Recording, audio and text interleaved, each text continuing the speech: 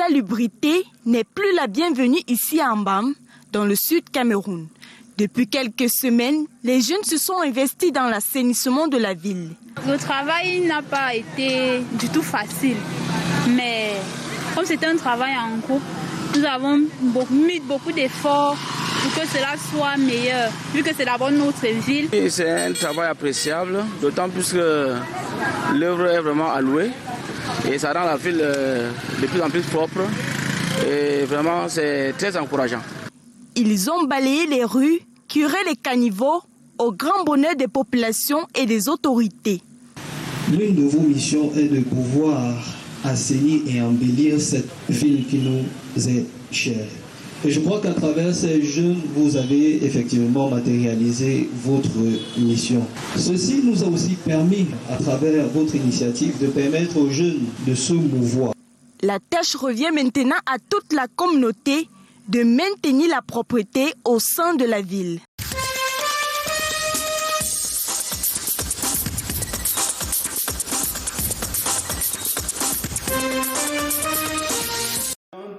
Développons la production locale avec la femme vivante en milieu rural pour notre sécurité alimentaire. Le thème a meublé diverses communications, exposés et formations durant la semaine d'activité. L'objectif visé, assurer l'autonomisation de la femme rurale en dépit des difficultés auxquelles elle est confrontée. Le problème que les femmes rurales rencontrent, les moyens de transport, toutes les routes sont gâtées.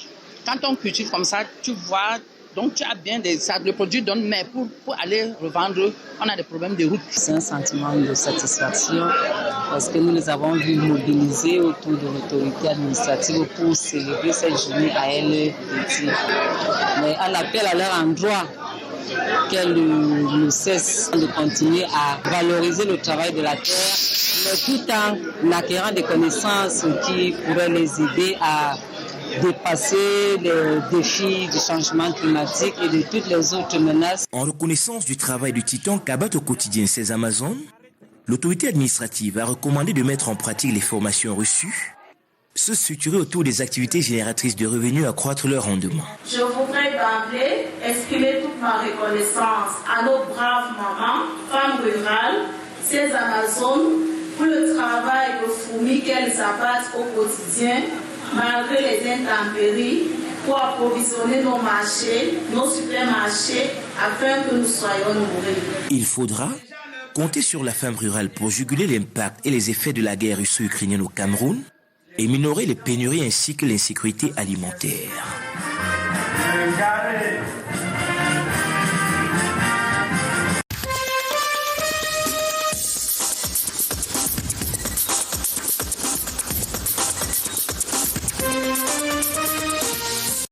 Améliorer la qualité du service, l'efficacité et la rentabilité des ressources humaines du ministère des Finances déployé à l'Ouest. Cet objectif a meublé le séminaire de formation sur le thème « Code de conduite professionnelle adapté au métier du ministère des Finances » organisé pendant 2 jours à Bafoussam à l'intention des personnels relevant du Code de travail nouvellement affecté au ministère des Finances. Les exposés ont mis l'accent sur la déontologie et la qualité du service rendu. Il est donc question de leur donner un sens éthique et des règles de déontologie pour que ceux-ci puissent effectuer leur mission de façon idoine. Le présent séminaire est la preuve, s'il en était besoin, que le ministère des Finances accorde une place toute particulière à la qualité des ressources humaines. Exposés et ateliers ont permis de combler les manquements, mettre tous les acteurs au même niveau et booster leur volonté pour plus d'efficacité. Au cours de ces 2 jours qui sont ramassés, nous allons essayer autant que nous le pourrons de leur faire partager ce que c'est que la déontologie, leur rappeler ce que c'est que l'éthique, les amener à faire la différence entre la déontologie et l'éthique et la morale. Première chose, nous allons leur rappeler pour ceux qui sont dans l'administration des finances et même dans l'administration publique en général, le cadre de travail et les règles d'interaction. Les participants sont désormais mieux outillés au bien fondé de la notion du service public et à sa mise en valeur. En venant déjà ici au séminaire, en ce qui concerne les impôts, on se battait en matière de conduite, de code de conduite professionnelle. Mais après le séminaire, ce qui est sûr, on fera mieux. Le maçon sera désormais attendu au pied du mur avec pour challenge premier celui de redorer le blason des ressources humaines du ministère des Finances, déployé sur le terrain à l'épreuve du service public au quotidien.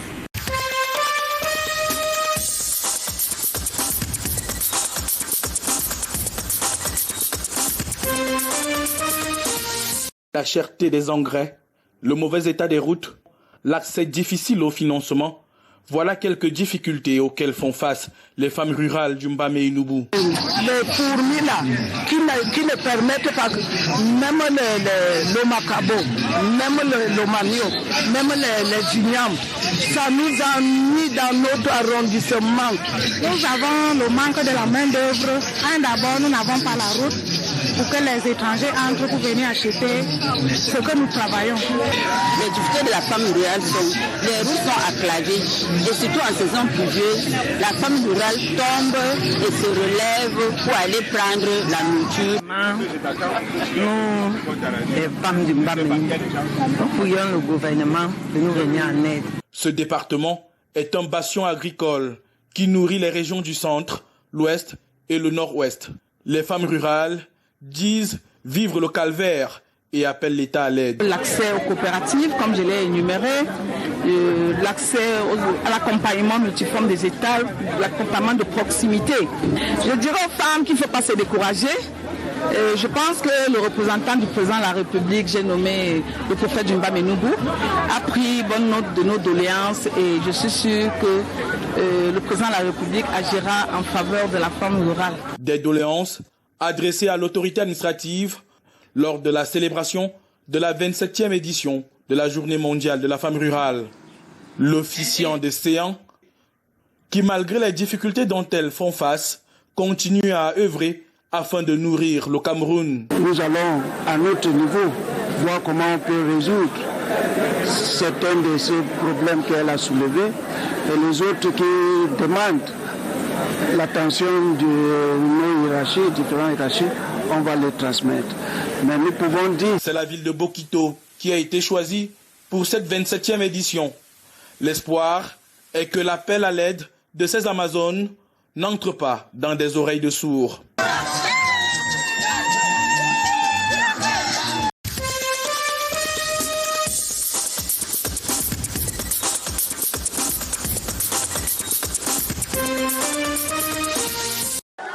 Le ministre des Forêts et de la Faune dans le Sud, Jules Doré Ndongo, est à Zambélima en visite des chantiers d'infrastructure du chef-lieu de l'étendu département forestier qu'est le Djaïlobo. C'est toujours le Warap, enfin c'est le bois qui est issu de l'exploitation forestière illégale. Or, nous voulons que tout ça soit démocratisé, que le Camerounais n'a pas à chercher du bon bois ici. D'abord le monument Paul Biya au Carrefour Mofo, les sites réservés au marché intérieur du bois, puis à la délégation départementale des forêts et de la faune, et ensuite à l'aire de stationnement et de repos des gros porteurs. L'instruction a été donnée à mes collaborateurs d'étudier rapidement les TDR qui vont leur être soumis par le maire, afin que le MIFOF apporte tout le soutien nécessaire à la réalisation de ces projets. Que les missions que le chef d'État a bien voulu confier au ministère des Forêts et de la Faune soient remplies dans les meilleures conditions. Avec en prospective des parcs boisés et des forêts sacrées, Zambélima, cité bordière du bassin du Congo, veut s'inscrire sur la liste des villes mémorielles. Et nous avons pensé qu'à partir du mouvement Kourbéa, nous devons tout faire pour aménager les conditions de vie des populations et relever le cadre de vie. La contribution du secteur forêt-faune, 4% du produit intérieur brut hors pétrole, est énorme. D'où l'espoir que Zambélima, la ville de transit du bois, place sur le ministère en charge du deuxième massif forestier, le plus important d'Afrique.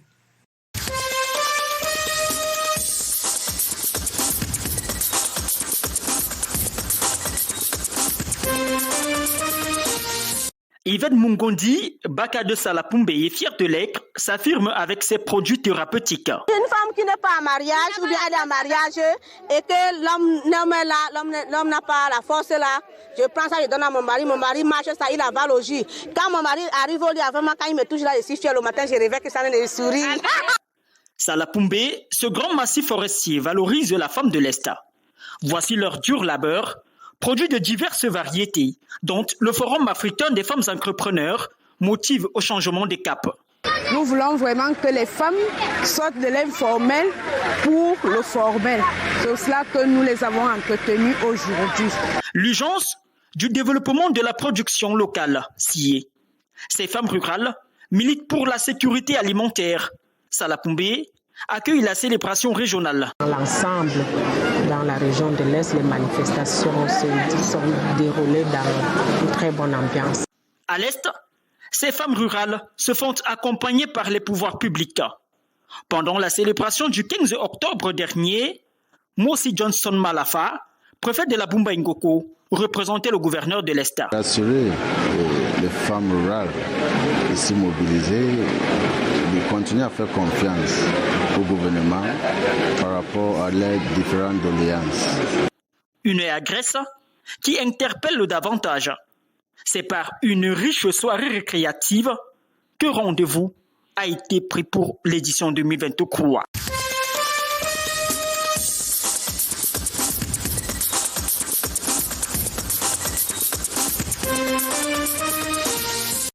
Améliorer la qualité du service, l'efficacité et la rentabilité des ressources humaines du ministère des Finances déployées à l'Ouest.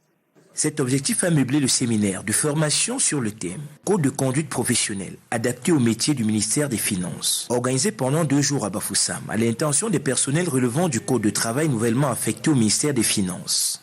Les exposés ont mis l'accent sur la déontologie et la qualité du service rendu. Il est donc question de leur donner un sens éthique et des règles de déontologie pour que ceux-ci puissent effectuer leur mission de façon idoine. Le présent séminaire est la preuve, s'il en avait besoin,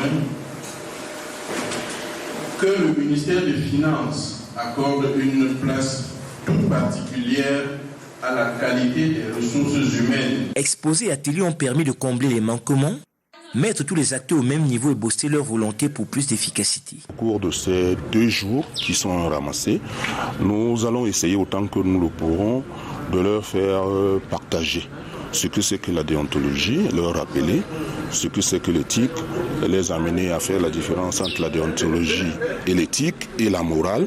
Première chose, nous allons leur rappeler pour ceux qui sont dans l'administration des finances et même dans l'administration publique en général, le cadre de travail et les règles d'interaction. Les participants sont désormais mieux outillés au bien fondé de la notion du service public et à sa mise en valeur. En venant déjà ici au séminaire, en ce qui concerne les impôts, on se battait en matière de conduite, de code de conduite professionnelle. Mais après le séminaire, ce qui est sûr, on fera mieux. Le maçon sera désormais attendu au pied du mur avec pour challenge premier celui de redorer le blason des ressources humaines du ministère des Finances, déployé sur le terrain à l'épreuve du service public au quotidien.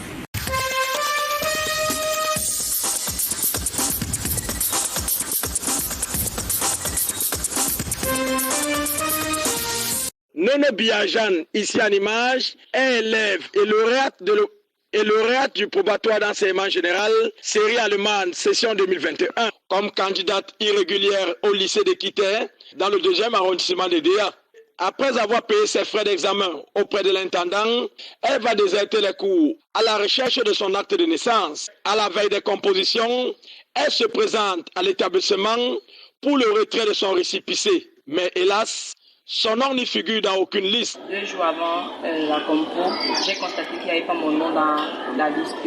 Et quand j'ai demandé à M. Intendant pourquoi il n'y avait pas mon nom, il m'a dit que c'est parce que j'avais faute d'acte de naissance. Il m'a dit qu'il devait me rembourser mon argent. Moi, je ne voulais pas en fait, parce qu'il fallait que je compose. Rendu chez le délégué départemental pour lui faire part de son désarroi, celui-ci va poser le problème au préfet des séances, lequel en touchera mot à la ministre des enseignements secondaires.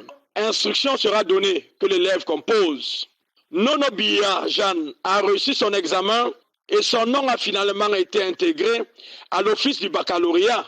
Son relevé de notes lui est remis solennellement par le préfet du département de la Sanaga-Maritime, Cyril Ivan Abondo. Il faut qu'il y ait des moyens qui laissent grâce pour que vous puissiez vous justifier parce que ce que Madame le ministre a fait, c'est exceptionnel. On aurait pu rester dans les normes et dire que vous n'êtes pas inscrit. Aujourd'hui, je dis un très grand merci à Madame le ministre. Elle nous donne la force de nous battre pour nos enfants. Pour l'heure, l'élève en classe de terminale au collège Saint-Pédis de DA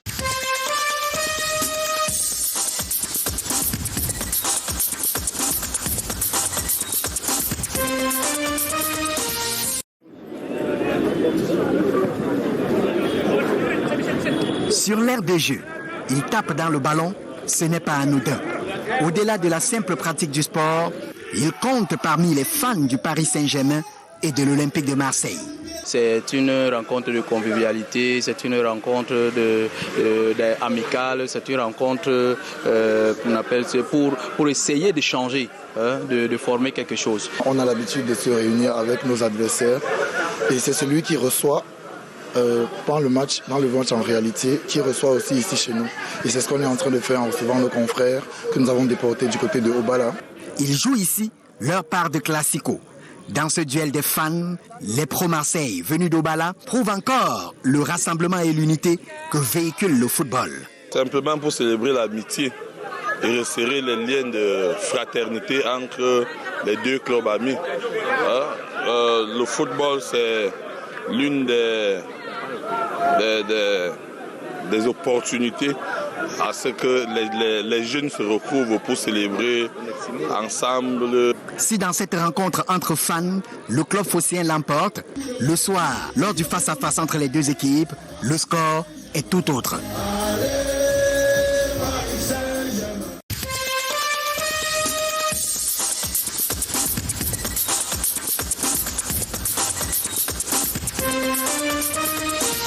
Ce que je vais proposer à l'Assemblée, c'est qu'on va suspendre non seulement certains membres fondateurs, mais on va dissoudre ce comité de sages. C'est l'une des résolutions fortes de cette Assemblée générale. La dissolution du comité des sages de l'Aigle royal du Mungo. Tous ses membres n'ont pas respecté les articles 6 et 8 des statuts. Ils ne sont pas à jour dans leur cotisation. C'est prévu en son article 6 que pour être membre fondateur, il faut cotiser 1 million de francs. Il faut ajouter 100 000 francs comme cotisation annuelle. L'article 8 précise la qualité de membre de l'association se perd par 2 points. Défaut de paiement de ses cotisations.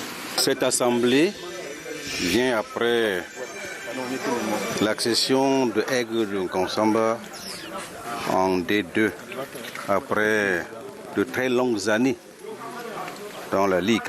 Cette assemblée générale s'est tenue le 16 octobre à Douala et la Fédération camerounaise de football représentée a pris acte des résolutions.